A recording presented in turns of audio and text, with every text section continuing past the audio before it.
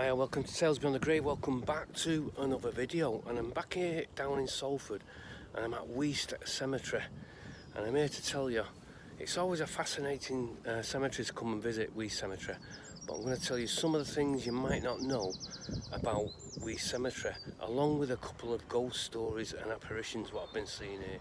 So come on, let's go and take a look around Weaste Cemetery. And Weaste Cemetery in Salford is steeped in history and local folklore, and the cemetery was established in 1857 and is Salford's oldest municipal cemetery and is a final resting place for over 332,000 individuals.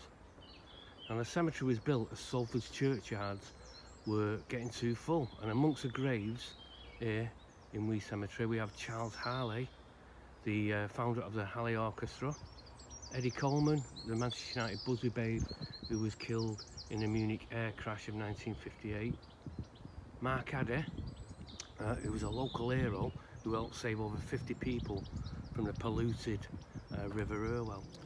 Now also buried here in Salford is Joseph Brotherton, who was Salford's very first MP, and Joseph was responsible for the opening of Peel Park and for the opening of Weaste Cemetery where we are today.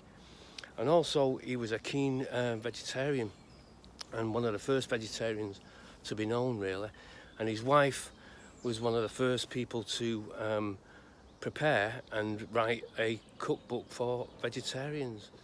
Now as we take a walk around Weaste Cemetery, there's also some bomb damaged graves I want to show you, and the bomb damaged graves are just over here, and it's just a section where a bomb dropped in 1940 for the blitz of Manchester and Salford in 1940, and they were on the way. They considered Salford Port, which was Salford Docks, which is now Salford Quays, and also the area of Trafford Park. They considered them really big targets to be hit, and some of the stray bombs landed here in Weaste Cemetery, damaging some of the graves, and they're still there today. So I'm going to take you over now and we'll go and see the bomb damaged graves. So the German army dropped tons and tons of bombs in December 1940. Some were dropped over here in Weaste Cemetery, missing the targets, and you can still see some of the shrapnel wounds to the gravestones. Just down there as well. They were on the way to Trafford Park, trying to bomb Trafford Park and the docks as well, and they missed the targets or dropped the bombs too early. But some of these damages here you can still see today, where shrapnel splintered off the bombs as they were dropped, and it's literally scattered over an area as well. There's just another one there, but the main part of it I'm going to take you to is just to my right, and there's a section where it took out an entire row as well, and they've never replaced them. It's just a flat piece of land there now, so let's go and have a look at them ones as well. So this area I'm taking you to now, as you can see, we've got rows and rows of graves all over. Now this section here, as you can see, is a wide open space just to my left and right. I'm going to show you now. Turn you around and show you.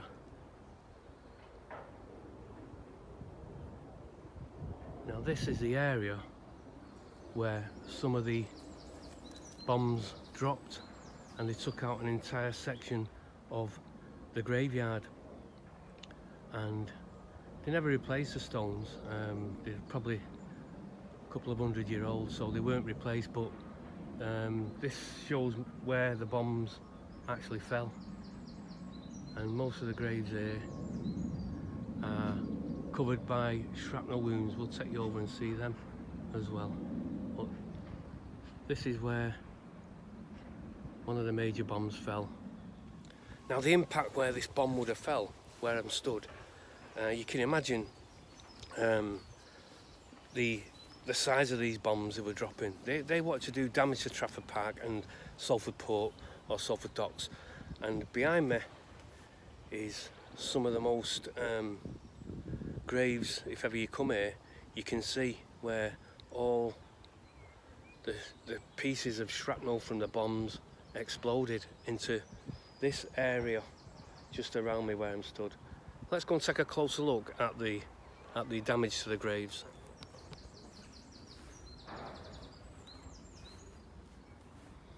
Some of them went straight through the grave. Look at that.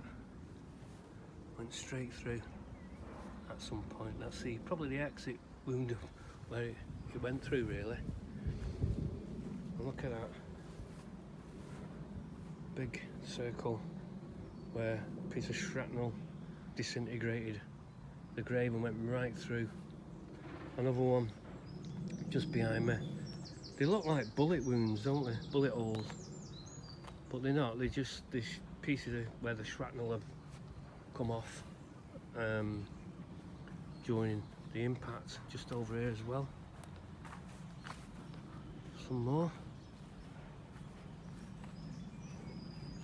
Look at that. This one's had a chunk taken right out of it. But could you imagine what it caused there with all these graves? It's like where we are now. If you can imagine that section getting taken out by a bomb, it'd unearth probably the bodies, coffins, things like that. Absolutely would have been an absolute travesty to know that your loved ones, maybe where you thought were at rest, we're now back on the surface because of the impact of the bomb. There's one over here I'm going to show you. Is a perfect example again of the devastation these bombs would have caused. Just showing you a few more. I did not know there was this many. Actually, I thought there was only a few, but there's quite a lot which are damaged.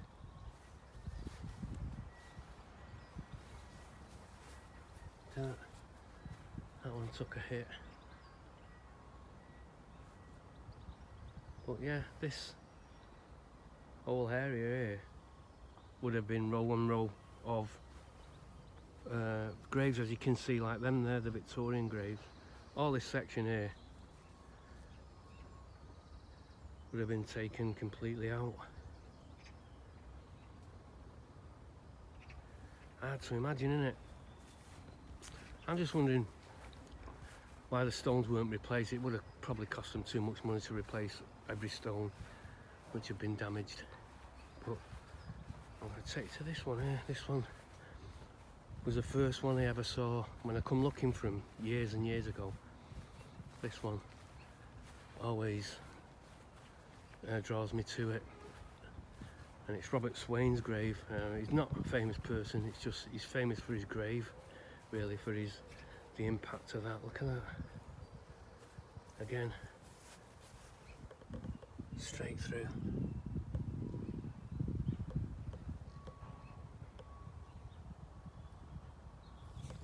And out from the other side.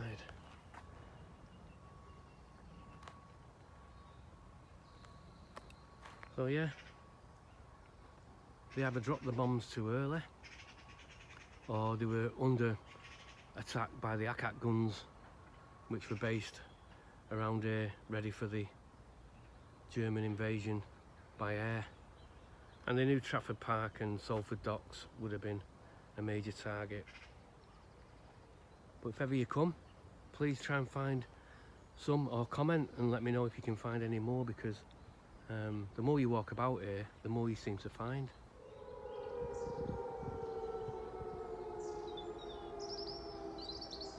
How eerie is that?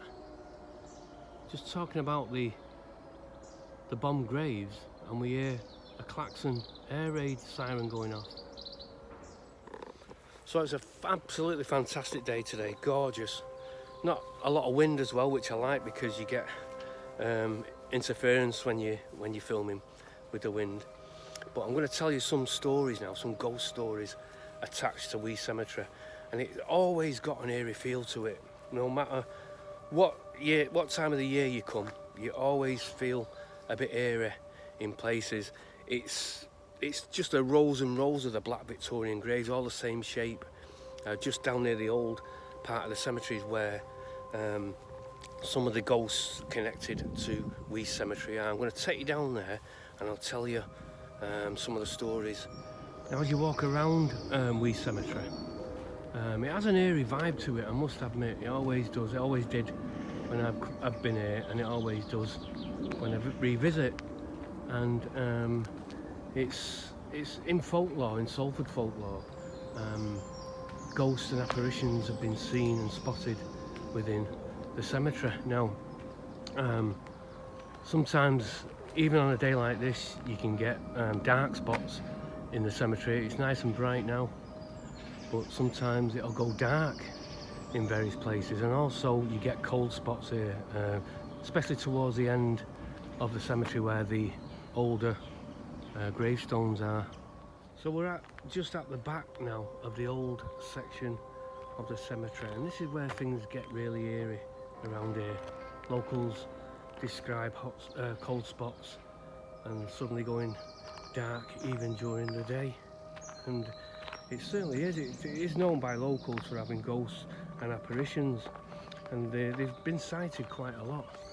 Notably a woman in black, and she appears as a shadowy figure, and seen wandering amongst the Victorian gravestones. As you can see, these sort of like uniform gravestones. They're really all of the same era. Dark, moody looking stones really, as far as the eye can see. Look at that.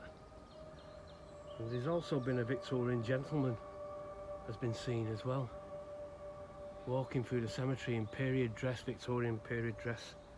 He's often spotted near the older section where I am now of the cemetery. And if I just lift you up and show you, look at them, they're all in uniform. All the gravestones, same shape, same style. Now the next one I'm going to tell you about is the Weeping Woman, and it's quite a harrowing apparition to see, this one. She's been seen several times just drifting amongst these gravestones, these dark Victorian gravestones, and she's been known to be seen to be crying and drifting just amongst all these gravestones, apparently stopping at graves, and she appears to put flowers onto graves, certain graves, and when people have gone to have a look, there's no flowers there, so she appears to kneel down at a certain grave or certain graves and lays her flowers and then carries on drifting amongst the gravestones weeping.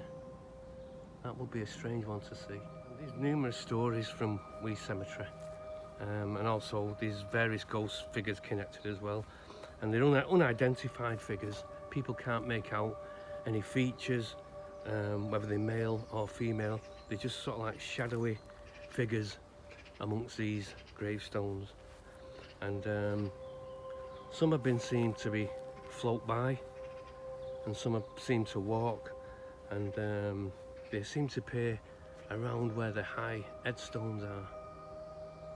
And if you come in, be brave, after dusk, that's when the ghostly, faceless apparitions appear here in Weaste Cemetery.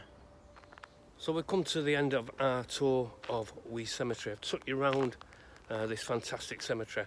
It's dead easy to get to. There's even a Metrolink not far from here as well, if ever you want to come and visit. You could spend hours here. I normally do anyway. But yeah, told you some famous people what are buried here, some bomb damaged graves from the Second World War, and also some eerie ghost stories connected to the cemetery as well. So I'm going to say thanks everyone for watching Tales Beyond the Grave. Give us a thumbs up if you like the video. Please subscribe if you haven't already subscribed. I would appreciate that. It just encourages me to go out there and make videos like this, which I think you might like. So I'm going on to the next one now. I always say this at the end of the video because I'm 100% sure on this. I don't know where I'm going, on the next one, I've got a list as long as my arm, and what I'll do is I'll see you when I get there. Thanks for watching. Bye.